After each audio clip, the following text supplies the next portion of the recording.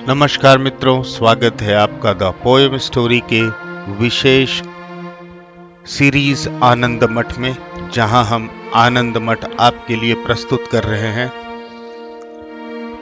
पिछले भाग आनंद मठ खंड 1 भाग 5 में आपने पढ़ा कि महेंद्र अपनी पत्नी कल्याणी और नवजात बच्ची की खोज में जंगलों में भटकते हुए अंग्रेज सैनिक द्वारा पकड़ लिए जाते हैं, लेकिन सन्यासी योद्धा भवानंद उन्हें बचा लेते हैं। वे उन्हें आनंद मठ ले जाते हैं। आनंद मठ में आने के बाद सन्यासी सत्यानंद महेंद्र को भारत माता के 3 रूपों के दर्शन करवाते हैं। एक जगतदात्री, दूसरी काली जो विनाशक रूप है, और तीसरी दशभुजा देवी, भविष्य की विजयी शक्ति। यद्यपि देशभक्ति से प्रभावित होते हैं महेंद्र, लेकिन अपने परिवार के बिना संन्यास लेने से इनकार कर देते हैं। सत्यानंद उन्हें समझाते हैं कि मातृभूमि सेवा में त्याग आवश्यक है, लेकिन अंत में उन्हें कल्याणी और बच्ची से मिलवा दिया जाता है। इसी बीच सन्यासी अंग्रेजों के खिलाफ युद्ध की तैयारी में लूटे हुए खजाने को जमा कर रहे हैं। कहानी व्यक्तिगत प्रेम और राष्ट्र धर्म के संघर्ष को दर्शाती है।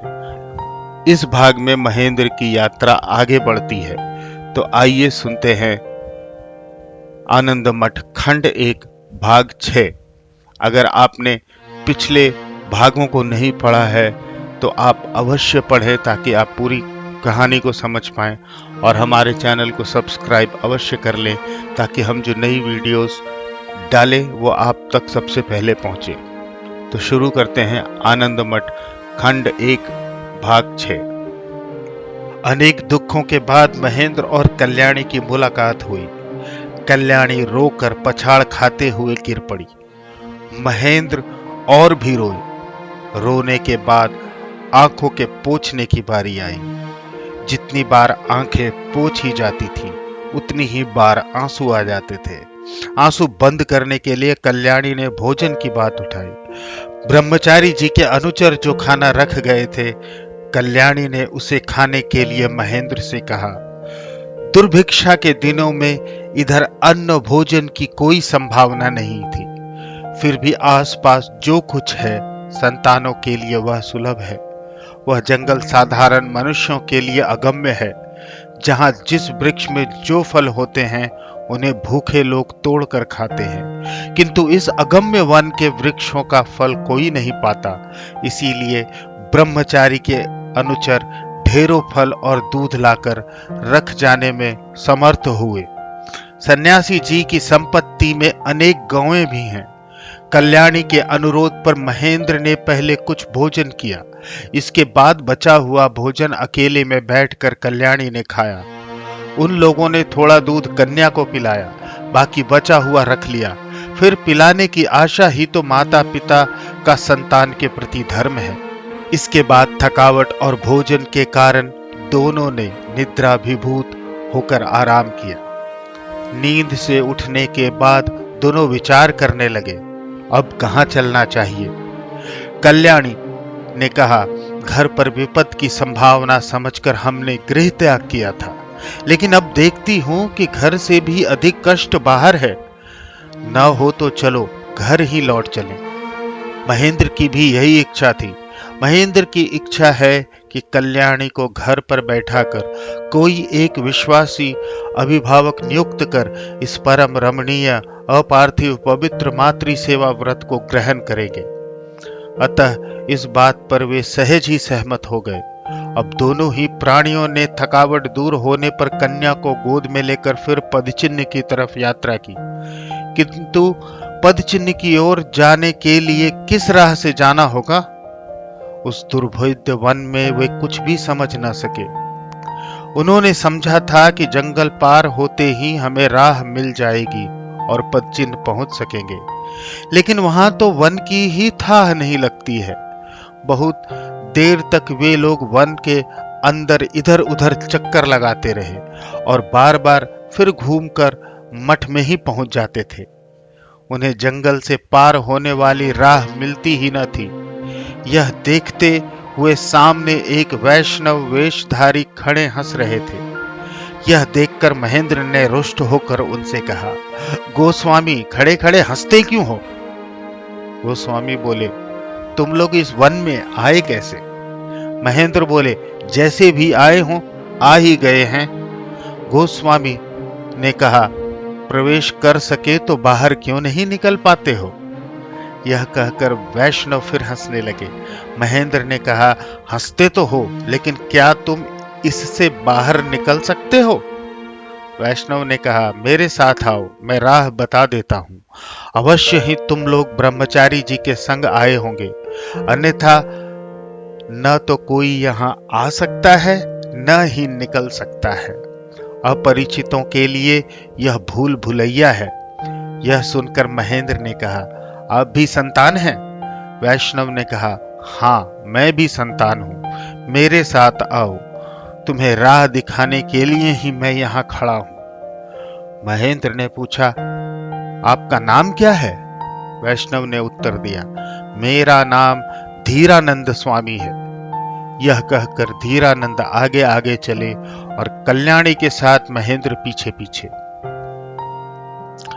धीरानंद ने एक बड़ी सी दुर्गम राह में उन्हें जंगल के बाहर कर दिया और आगे की राह बता दी। इसके बाद वे फिर जंगल में पलटकर गायब हो गए। आनंदवन से बाहर निकल आने पर कुछ दूर तक राह चलने में तो जंगल उनके एक बाजू रहा। जंगल की बगल से ही शायद वह रह गई है। एक जगह जंगल में ही एक छोटी नदी कल कल कर बहती है। जल बहुत ही साफ है, लेकिन देखने पर जंगल की छाया से जल भी काला दिखाई देता है। नदी के दोनों बाजू सघन बड़े बड़े वृक्ष मनोरम छाया किए हुए हैं। विभिन्न पक्षी उन पेड़ों पर बैठे कलरव कर रहे हैं। उनका कलरव कूजन नदी की कलकल ध्वनि से मिलकर अपूर्व श्रुति मधुर जान पड़ता है। वैसे ही वृक्ष के रंग से नदी जल का रंग वैसा ही झलक रहा है। कल्याणी का मन भी शायद उस रंग में मिल गया। कल्याणी नदी के एक वृक्ष से लगकर बैठ गई। उन्होंने अपने पति को भी बैठने को कहा। कल्याणी अपने पति के हाथों को अपने हाथों में लिए बैठी रही। फिर बोली, तुम्हें आज बहुत उदास देखती हूं। विपद जो आई थी उससे तो उद्धार मिल गया है, अब इतना दुख क्यों? महेंद्र ने एक ठंडी सांस लेकर कहा, मैं अब अपने आपे में नहीं हूं, मैं क्या करूं कुछ समझ नहीं आता। कल्याणी ने प्रश्न किया, क्यों? महेंद्र ने उत्तर दिया, तुम्हारे खो जाने पर मेरा ख्याल हुआ, सुनो। यह कहकर महेंद्र ने अपनी सारी कहानी सविस्तार वर्णन कर दी। कल्याणी ने कहा, मुझे भी बड़ी विपदा का सामना करना पड़ा, बहुत तकलीफ उठाई, तुम उन्हें सुनकर क्या करोगे? इतने दुखों पर भी मुझे कैसे नींद आई थी कह नहीं सकती। कल आखिरी रात भी मैं सोई थी। नींद में मैंने स्वप्न देखा नहीं कह सकती किस पुण्य बल से मैं एक अपूर्व स्थान में पहुंच गई हूं। वहां मिट्टी नहीं है, केवल प्रकाश। अति शीतल बादल हट जाने पर जैसा प्रकाश रहता है वैसा ही प्रकाश। वहां मनुष्य नहीं थे, केवल प्रकाश में मूर्तियां थी। वहां शब्द नहीं होता था, केवल दूर अपूर्व संगीत जैसी ध्वनि सुनाई पड़ती थी। सदाबहार, मल्लिका, मालती, गंधराज की अपूर्व सुगंध फैली थी। वहां सबसे ऊंचे दर्शनीय स्थान पर कोई बैठा था, मानो आग में तपा हुआ नील कमल धधकता हुआ बैठा हो। उसके माथे पर सूर्य के प्रकाश जैसा मुकुट था। उसके 4 हाथ थे। उसके दोनों बाजू कौन था मैं पहचान न सकी, लेकिन कोई स्त्री मूर्ति थी। उसमें इतनी ज्योति, इतना रूप, इतना सौरभ था कि मैं उधर देखते ही विह्वल हो गई। उधर ताक न सकी, देख न सकी कि वे कौन हैं। उन्हीं चतुर्भुज के सामने एक स्त्री और खड़ी थी। वह भी ज्योतिर्मयी थी, लेकिन चारों तरफ मेघ जैसा छाया था। आभा पूरी तरह दिखाई नहीं देती थी। अस्पष्ट रूप से जान पड़ता था कि वह नारी मूर्ति अति दुर्बल, मर्म पीड़ित, अनन्य सुंदरी लेकिन रो रही है। वहां के मंद सुगंध पवन ने मानो मुझे घुमाते फिराते वहां चतुर्भुज मूर्ति के सामने ला खड़ा किया। उस मेघ मंडिला दुर्बल स्त्री ने मुझे देखकर कहा, यही है, इसी के कारण महेंद्र मेरी गोद में नहीं आता है। इसके बाद ही एक अपूर्व वंशी जैसी मधुर ध्वनि सुनाई पड़ी। वह शब्द उन चतुर्भुज का था। उन्होंने मुझे कहा, तुम अपने पति को मेरे पास छोड़कर चली जाओ, यह तुम लोगों की मां है। महेंद्र इनकी सेवा करेगा। तुम यदि पति के पास रहोगी तो वह इनकी सेवा न कर सकेगा। तुम चली जाओ। मैंने रोकर कहा, पति को छोड़कर मैं कैसे चली जाऊं? इसके बाद ही एक अपूर्व वंशी जैसी मधुर ध्वनि सुनाई पड़ी। वह शब्द उन चतुर्भुज का था। उन्होंने मुझे कहा, तुम अपने पति को मेरे पास छोड़कर चली जाओ, यह तुम लोगों की मां है। महेंद्र इनकी सेवा करेगा। तुम यदि पति के पास रहोगी तो वह इनकी सेवा ना कर सकेगा। तुम चली जाओ। मैंने रोकर कहा, पति को छोड़कर मैं कैसे चली जाऊं? इसके बाद ही फिर उसी अपूर्व स्वर में उन्होंने कहा, मैं ही स्वामी, मैं ही पुत्र, मैं ही माता, मैं ही पिता और मैं ही कन्या हूं। मेरे पास आओ। मैंने क्या उत्तर दिया मुझे याद नहीं, लेकिन इसके बाद ही नींद खुल गई। यह कहकर कल्याणी चुप हो गई। महेंद्र विस्मित स्तंभित होकर चुप हो गए। उधर पेड़ पर कोई पक्षी बोल उठा। पपीहा अपनी बोली से आकाश गुंजाने लगा। कोकिल सप्त स्वरों में गाने लगी। भृंगराज की झंकार से जंगल गूंज उठा। पैरों के नीचे तरणी मृदु कल्लोल कर रही थी। बहुतेरे वन पुष्पों के सौरभ से मन हरा हो रहा था। कहीं कहीं नदी जल को सूर्य रश्मि चमका रही थी। कहीं ताड़ के पत्ते हवा के झोंकों से मरमरा रहे थे। दूर नीली पर्वत श्रेणी दिखाई पड़ रही थी। दोनों ही जन मुग्ध नीरव हो यह सब देखते रहे। बहुत देर बाद कल्याणी ने पूछा, क्या सोच रहे हो? महेंद्र, सोचता हूं क्या करना चाहिए। यह स्वप्न केवल विभीषिका मात्र है। अपने ही हृदय में पैदा होकर अपने ही में लीन हो जाता है। चलो घर चले। कल्याणी ने कहा, जहां ईश्वर तुम्हें जाने को कहते हैं तुम वहीं जाओ। यह कहकर कल्याणी ने कन्या अपने पति की गोद में दे दी। महेंद्र ने उसे अपनी गोद में लेकर पूछा, और तुम कहां जाओगी? अभी तक आनंद मठ से कल्याणी और महेंद्र निकल आए हैं, लेकिन इन दोनों के मन में अब मातृभक्ति जाग चुकी है। ये चाहते हैं कि अपने घर चले जाएं, लेकिन अभी तक ये असमंजस में है कि ये मातृभक्ति की राह या आनंद मठ की राह कैसे ले पाएंगे।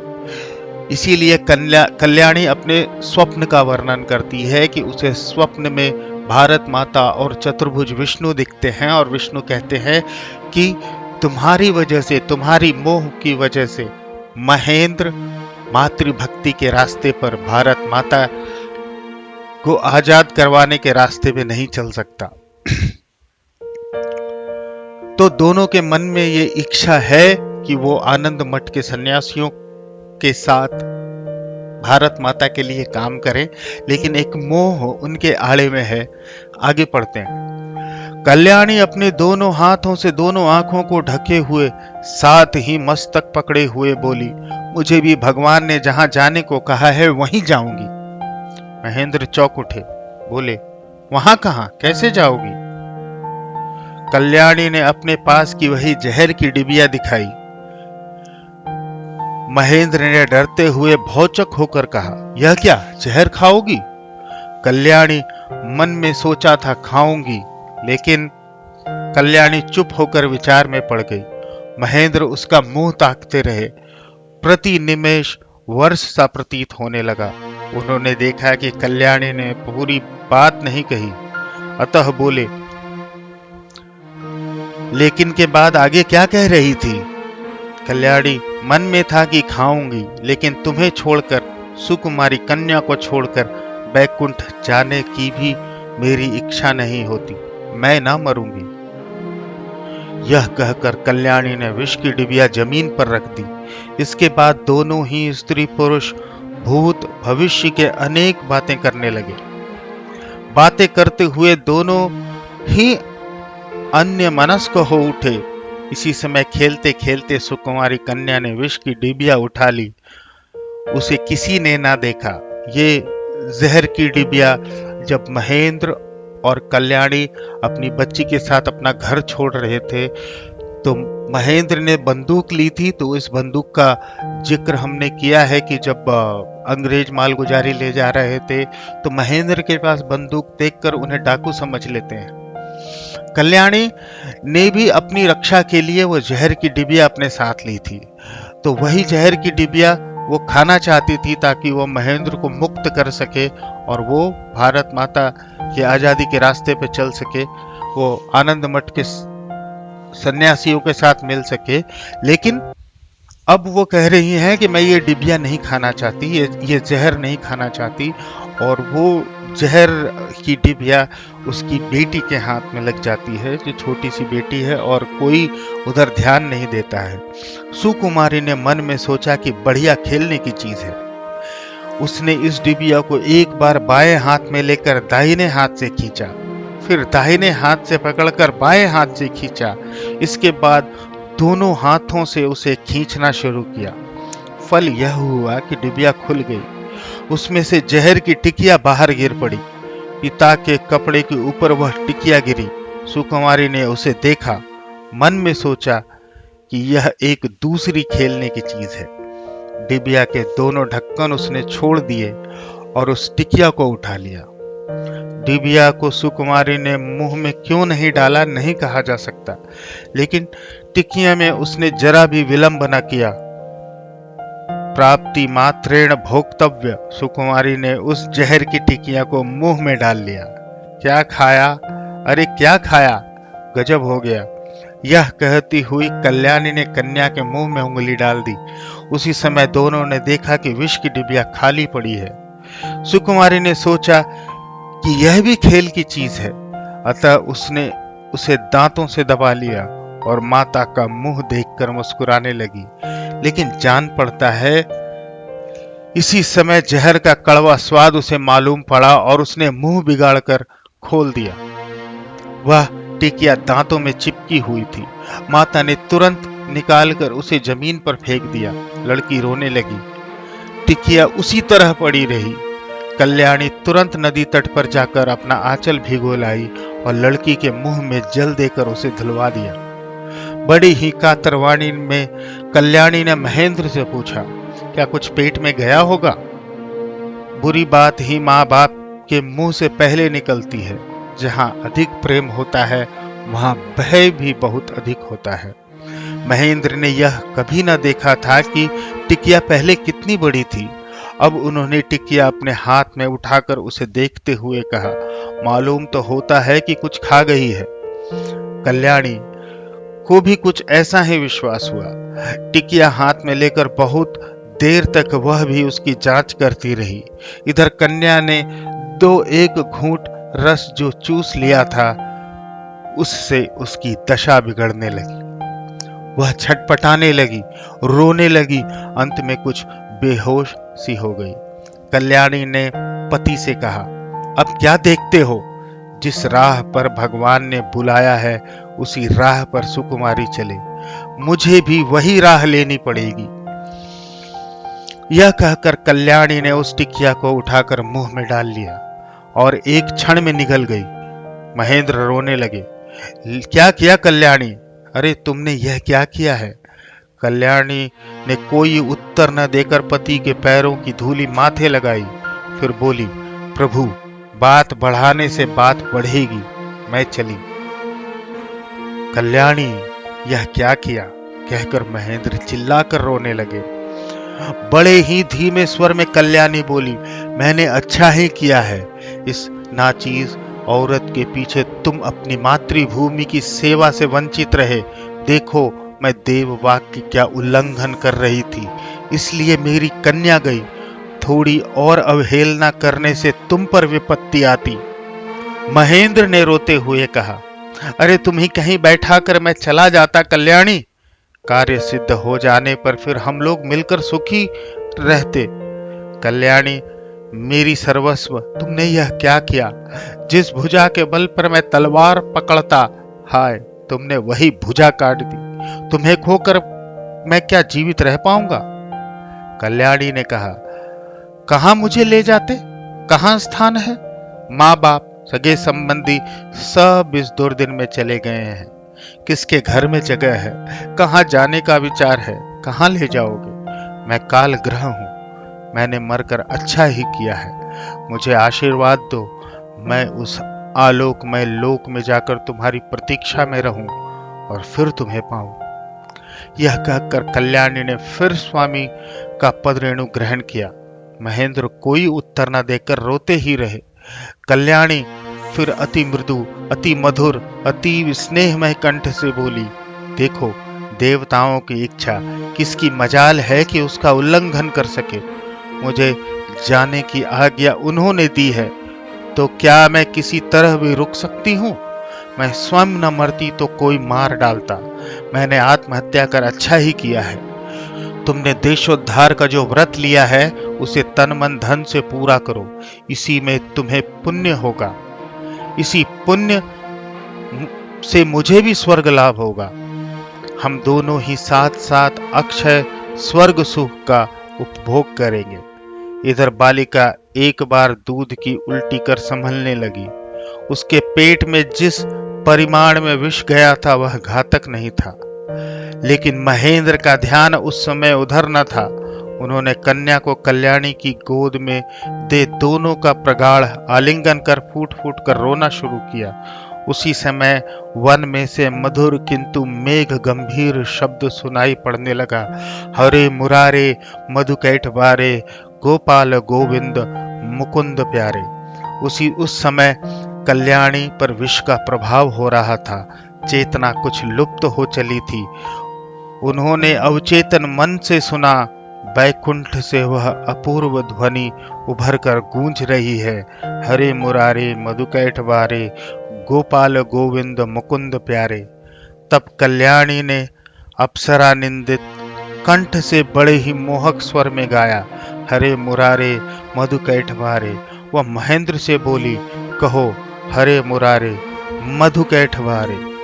कातर हृदय से एकमात्र ईश्वर को ही सहाय समझकर महेंद्र ने भी पुकारा, हरे मुरारे मधुकैठ बारे। तब मानो चारों तरफ से ध्वनि गुंजायमान होने लगी, हरे मुरारे मधुकैठ बारे। और मानो वृक्ष की पत्तों से वे आवाज निकलने लगी। नदी की कलकल ध्वनि में भी वही शब्द हुआ। अब महेंद्र अपना शोक संताप भूल गए। उन्मत्त होकर वे कल्याणी के साथ एक स्वर में गाने लगे, हरे मुरारे मधुकैठ बारे। जंगल में से भी उसके स्वर से मिलती हुई वाणी निकली। कल्याणी का कंठ क्रमशः क्षीण होने लगा, फिर भी वह पुकार रही थी, हरे मुरारे मधुकैठ बारे। इसके बाद ही उसका कंठ क्रमशः निस्तब्ध होने लगा। कल्याणी के मुंह से अब शब्द नहीं निकलता। आंखें बंद हो गई, अंग शीतल हो गए। महेंद्र समझ गए कि कल्याणी ने हरे मुरारे कहते हुए बैकुंठ प्रयाण किया। इसके बाद ही पागलों की तरह उच्च स्वर में वन को कंपित करते हुए, पशु पक्षियों को चौंकाते हुए महेंद्र पुकारने लगे, हरे मुरारे मधुकैठ बारे। इसी समय किसी ने आकर उनका आलिंगन किया और उसी स्वर में वह भी कहने लगा, हरे मुरारे मधुकैठ बारे।